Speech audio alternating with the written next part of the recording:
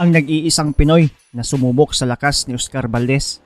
Magandang araw mga pre, mayong adlaw pod sa mga Bisaya diha.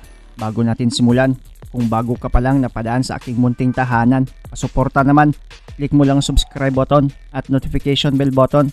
Palike na rin ang video para lagi kang updated sa mga bago kong uploads.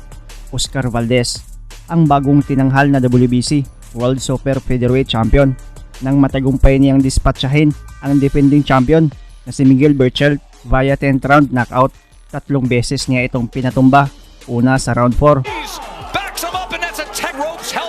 pangalawa sa round 9,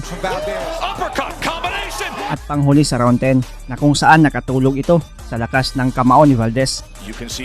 Sa kabila ng kanyang undefeated record at matagumpay na karera, ay may isang Pinoy na sumubok sa kakayahan at tibay niya. Walang iba, si Genesis Azucal Servania. Nangyari ito noong September 22, 2017. Ang naging unang laban ni Servania sa bansang Amerika at ang unang world title fight din niya.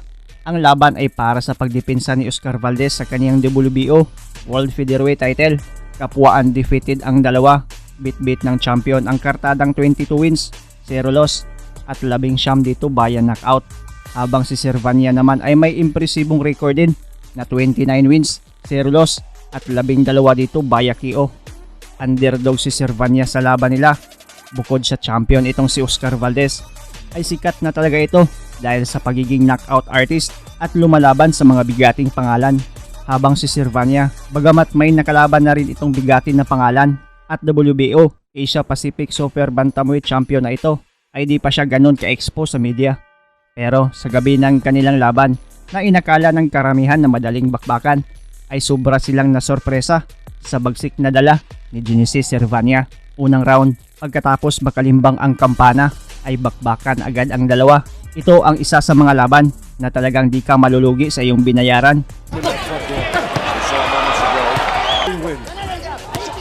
Stairs come out wide with those shots. I just saw Servania land a quick left hook. Luke got right ahead.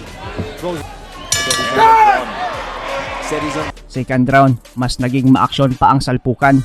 Literal na palitan talaga ng mga malalakas nilang kamao. Oscar Valdez throwing 50 punches. You know, with all the great, and I mean great history, years old. Cautious, he's throwing combinations. Valdez Servania has to beat time With the hard jab. behind the jab, Jimmy. Like you're absolutely right. right in the pocket there. Heavy-handed. There's anything right again from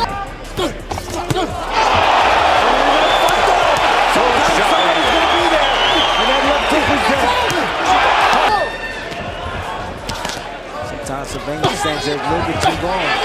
And you get hit with the third shot. The fourth shot. Coming in from movement. Third round, ganun pa rin ang takbo ng laban.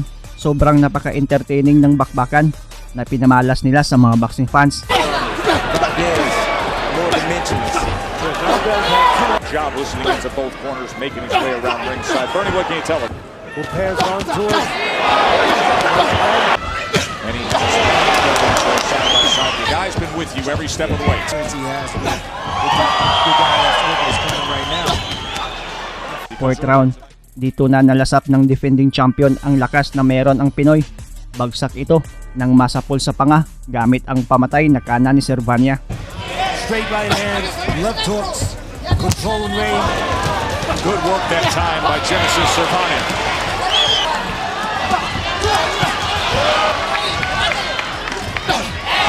When Oscar digs in with that left. He throws to do damage. Knockdown score. Pero agad naman itong nakabangon at nakipagsabayan. When you move off to the side with your hands down, where the opponent can... And it comes in with a right hand. Look at the challenger on the attack. Oscar Valdez in trouble here at the end of the round. Around for Genesis. Fifth round, ilang beses pa naalog itong champion. Pero sa huling minuto ng round, nasalo ni Servania ang malakas na left jab ni Oscar Valdez at bagsak siya sa lona.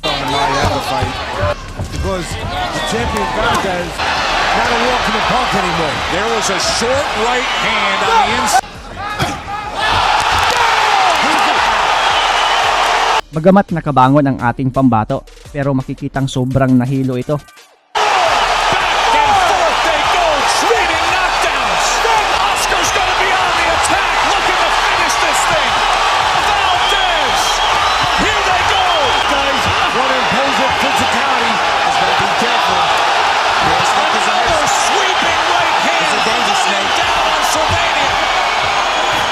Of round 5. A little more settled on his feet.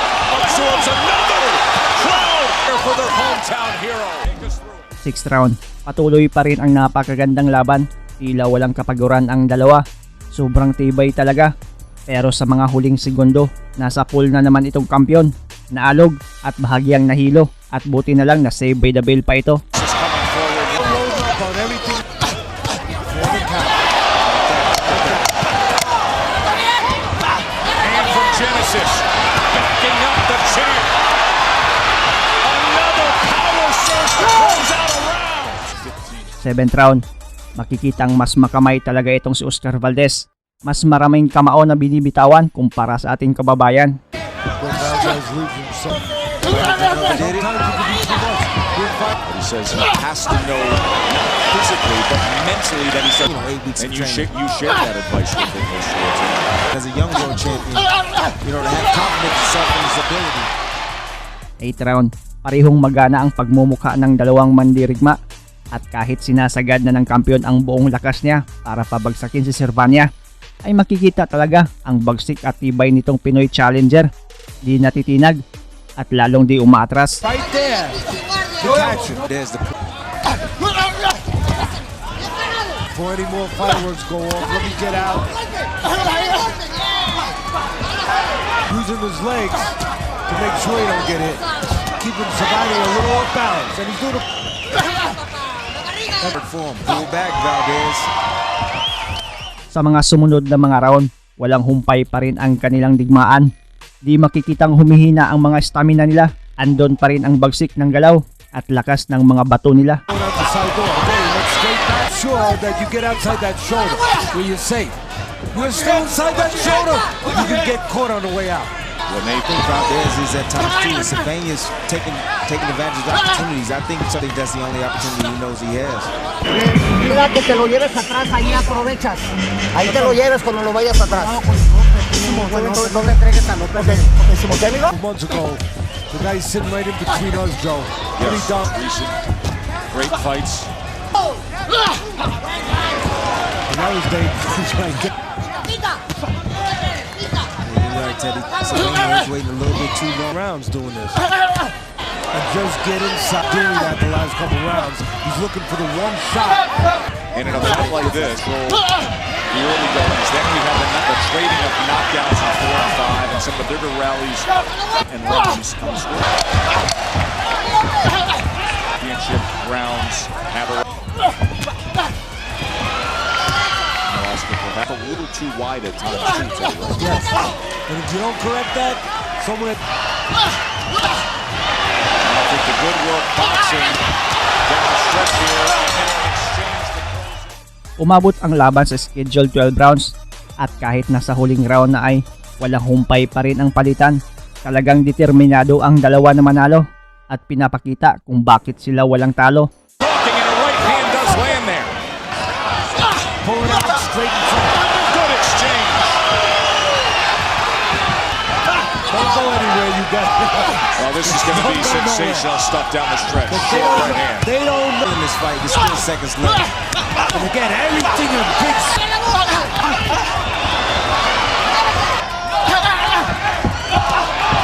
Brady, waiting a little bit too long. Got to get the body that time. And Oscar comes forward. Oh, that's good stuff. Ang resulta ng laban, panalo ang defending champion na si Oscar Valdez at napanatili ang titulo, habang ang Pinoy na si Sylvania ay nalasap ang unang talo sa kaniyang karera. Sa mga scorecards ng tatlong hurado na 115 to 111, 116 to 110 at 117 to 109 ay umalma ang kampo ni Sylvania dahil sobrang dikit naman daw ang laban. Pero bakit ganon kalaki ang diferensya sa scorecards ng bakbakan? Umani ng papuri ang nasabing laban at naging candidate pa ito bilang Fighter of the Year. Matapos ang laban, naging usap-usapan ang rematch ng dalawa dahil sa sobrang ganda ng laban nila ay tila sobrang naaliw ang mga fans sa Amerika. Pero nagdaan ang buwan at taon ay bigla na rin naglaho ang nasabing usap-usapan.